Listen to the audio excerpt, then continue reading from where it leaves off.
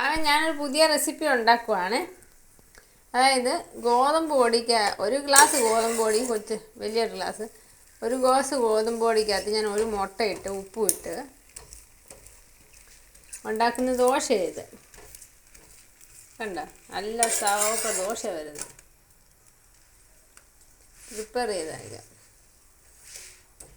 ഇതൊരു നല്ല റെസിപ്പിയാണെന്ന് തോന്നുന്നു. ഞാനിപ്പം ചുമ്മാ ഒന്ന് ട്രൈ ചെയ്തത്.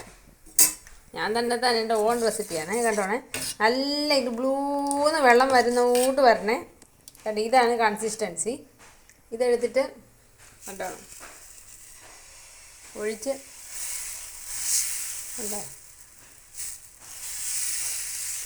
മസാല ദോശ പോലെ നല്ല നീറ്റായിട്ട് വരും. വെള്ള പേപ്പർ പോലെ വരും.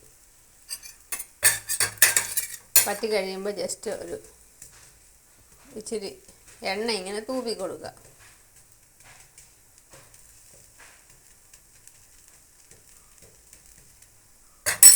അത് കഴിഞ്ഞിട്ട്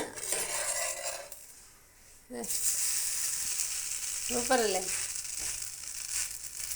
എന്താ ഇത് നോൺ സ്റ്റിക്ക് ആയതുകൊണ്ട് ഒട്ടത്തില്ല. എണ്ണ ഒന്ന് മൊരിയാൻ വേണ്ടിയും ടേസ്റ്റിന് വേണ്ടി മാത്രമേ ഞാൻ പറ്റുന്നത്.